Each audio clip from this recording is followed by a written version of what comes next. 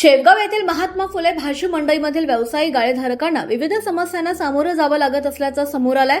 अस्वच्छ बाथरूम, पाण्याची समस्या, स्वच्छतेचा अभाव, भाडे तसंच गाळ्यांच्या आतील आणि बाहेरील जागेच्या वापराबाबत गाळेधारकांमध्ये नाराजी आहे। या पार्श्वभूमीवर सामाजिक कार्यकर्ता तथा शिवसेना शिंदे गटाच्या माजी नेत्या विद्याताई गाडेकर यांनी आज सायंकाळी भाजी मंडईला भेट देऊन गाळेधारकांच्या अडचणी जाणून घेतल्या। महात्मा फुले भाजी मंडईमध्ये व्यवसाय करणाऱ्या गाळेधारकांना गेल्या काही काळापासून विविध समस्यांचा सामना करावा लागतोय। मंडईतील बाथरूमची अस्वच्छता, पाण्याची सुविधा, स्वच्छतेचा अभाव आणि गाळ्यांच्या भाड्याचा प्रश्न यामुळे व्यावसायिक त्रस्त आहेत। तसंच गाळ्यांच्या आतील आणि बाहेरील जागेचा वापर आणि बसण्याच्या व्यवस्थेबाबतही अनेक गाळेधारकांनी नाराजी व्यक्त केली आहे। या पार्श्वभूमीवर सामाजिक कार्यकर्त्या तथा शिवसेना शिंदे गटाच्या माजी नेत्या विद्याताई गाडेकर यांनी आज सायंकाळी महात्मा फुले भाजी मंडईला भेट दिली। यावेळी त्यांनी गाळेधारकांशी थेट संवाद साधून त्यांच्या समस्या जाणून घेतल्या। महात्मा फुले भाजी मंडईतील व्यावसायिक गाळेधारकांशी आम्ही संवाद साधला। त्यांच्या अनेक समस्या आमच्या निदर्शनास आल्या। विशेषतः बाथरूमची अस्वच्छता, पाण्याची सुविधा, स्वच्छता तसंच भाड्याचा प्रश्न गंभीर आहे। गाळेधारकांना व्यवसाय करताना योग्य सुविधा मिळणं आवश्यक आहे। त्यांच्या अडचणी संबंधित प्रशासनापर्यंत पोहोचवून त्या सोडवण्यासाठी आम्ही पाठपुरावा करू, असं सुद्धा त्यांनी म्हटलंय। गाळेधारकांच्या मूलभूत सुविधांचा प्रश्न तातडीने सोडवून मंडई परिसराची स्वच्छता आणि आवश्यक सुविधा उपलब्ध करून द्याव्यात अशी मागणी आता जोर धरू लागली आहे। आम्हाला पाठीमागच्या साईडला जागा भेटलेली, तिकडून सगळे दारूचे दुकान आहेत, तिकडच्या दाराने आम्हाला अजिबात गिऱ्हाईक येत नाही। आमचं 200 रुपयाचा सुद्धा माल विकत नाही। आम्ही कसा धंदा करायचा, कसं गाळ्याचं भाडं भरायचं, त्यापेक्षा आम्हाला बाहेर बसू द्या। वरती चढता येत नाही, खाली बसावं तर गिऱ्हाईक येत नाही। मॅडमनी बोलणी केली होती का शेतकरी 10 वाजेपर्यंत बसतील, ते जातील। शेतकरी आता संध्याकाळी 7 वाजेपर्यंत बसायला लागला। लोक शेतकऱ्याचा माल घेतात, मग या पर्यायाने काय करायचं, कसं गाळ्याचं भाडं भरायचं? बरं बसायचं तर बसायची, जर खाताडे पेताडे दारुड्या लोकांना बिगुता आलाय।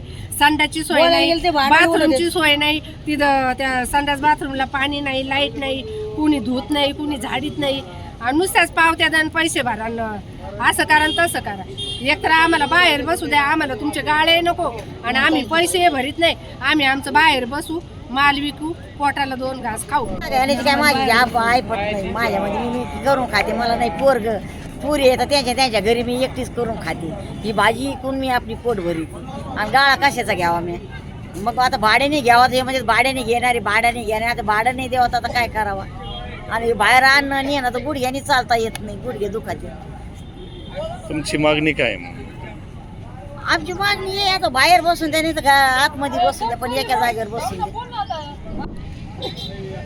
नमस्कार। आज आपल्या शेवगावच्या भाजी मंडईमध्ये, महात्मा फुले भाजी मंडईमध्ये थोडंसं आज महिलांशी चर्चा करताना बऱ्याच गोष्टी निदर्शनात आल्या। बरेच आपले जे काही व्यापारी वर्ग आहे, भाजी फ्रूट या सगळ्या भाजीवाल्यांशी बोलण्याचा योग आला। तर सगळ्यात महत्त्वाची जी लिलाव पद्धतीने गाळ्या आतमध्ये देण्याची जी सोय आपण केलेली आहे नगर परिषदेने, त्या लिलाव पद्धतीने कुणाला कमी कुणाला जास्त अशा पद्धतीने वाटप त्यांच्या वाट्याला आलेलं आहे आणि त्या पद्धतीने त्यांना ते हप्ते भरण्याचा बोजा त्यांच्यावरती आहे। मात्र आतमध्ये गेल्यानंतर, मी आतमधले पण व्हिडिओ दाखवते, आतमध्ये गेल्यानंतर आपल्याला असं दिसतं फ्रंटला जे गाळ्या आहेत त्यांचा धंदा होतो, पण अगदी जे एंडला गाळ्या आहेत त्या एंडच्या गाळ्यावाल्यांना, ते छोटे छोटे जे महिला वर्ग आहेत यांना तो व्यवसाय 200 रुपये सुद्धा होत। मंडईच्या आवारामध्ये त्यांना 4 वाजता पुन्हा सगळी भाजी बाहेर आणावी लागते, पुन्हा आत जावं लागतं। म्हणजे अशा पद्धतीने त्यांना त्यांचं भाजी विकण्याची जी गैरसोय होते किंवा जे भाड्याचं त्याचं डिसमॅनेजमेंट झालेलं आहे। आता तुम्ही आतमध्ये गेल्यानंतर पाहाल बरेचसे रॅकेट्स असे बाहेर ठेवलेले आहेत, कॅरेट बाहेर ठेवलेले आहेत आणि त्याच्यामध्ये आतमध्ये जायला जेव्हा ग्राहक वर्ग येतो तेव्हा फक्त पाऊलवर छोटीशी राहते, एकच माणूस आतमध्ये जाऊ शकतो। या पद्धतीने जेव्हा व्यापारपेठ किंवा भाजी मंडई ही रोजच्या म्हणजे आपल्या गरजेची गोष्ट आहे आणि त्याच्यामध्ये जर हे विक्रेत्यांवरती अशी जर वेळ आली, अतिक्रमणामुळे बाहेर बसण्यास सगळ्यांनाच मनाई आहे, तुटफूट झालेली आहे, हे सर्व आपल्या सर्व शेवगावकरांना माहिती आहे। मात्र या व्यावसायिकांना जे काही त्यांचं भाडं आहे ते तर चालूच आहे, पण त्याचं जे विक्रीचं नियोजन आहे, या विक्रीचं नियोजनामध्ये खूप साऱ्या त्रुटी आढळतात। त्याच पद्धतीने नगर परिषदेने ज्या ज्या गोष्टी द्यायला हव्यात, गाळ्यांना त्यांनी लिलाव पद्धतीने पैसे भरून घेतले, त्या पद्धतीने लाईट, पाणी आणि टॉयलेटची सोय त्यांना हवी होती। आता तुम्हाला प्रत्यक्षदर्शी मी टॉयलेटचं स्वतः सर्वेक्षण केलं आहे, तिथे पाण्याची टाकी नाही, तिथे पाणी नाही। म्हणजे इथे महिला दिवसभर इथे बसणार, महिला किंवा पुरुष किंवा ग्राहक वर्ग, त्यांना स्वच्छ टॉयलेट, त्याच्यात पाणी, लाईट या सुविधा बेसिक आहेत. मात्र नगर परिषद जर सगळ्या पावत्या घेत असेल, सगळे भाडे घेत असेल, तर साधं बाथरूम या महिलांना अवेलेबल नाही, ही सगळ्यात मोठी शोकांतिका आहे. त्याच पद्धतीने मागच्या दरवाजाला 1-2-3 दारूची दुकान आहेत, त्याच्यामुळे तो दरवाजा कायम तिथे बंद ठेवावा लागतो. मग एका दरवाजाने जेव्हा एंट्री ग्राहकाची होती तर त्या एंट्रीलाच फक्त धंदा होतो, मागच्या एंडला धंदा होत नाही.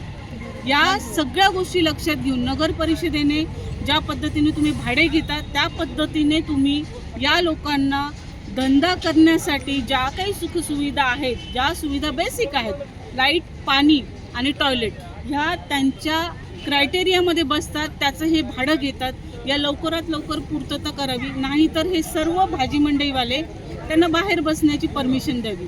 कारण मुळात याचा उद्देश असा होता की शहराचं व्यवस्थापन आणि मॅनेजमेंट एक चांगल्या पद्धतीने व्हावं, बाहेर गर्दी होऊ नये, गाड्यांचं येताना जाताना कुणाला धक्का लागणं, सगळ्या पद्धतीने हे जे काही गैरप्रकार होतात याला कुठेतरी आळा बसणं ही मेन त्याचा उद्देश होता. पण त्या उद्देशामुळे जर पुन्हा तेच होत असेल तर हे व्यवस्थापन काहीच कामाचं नाही.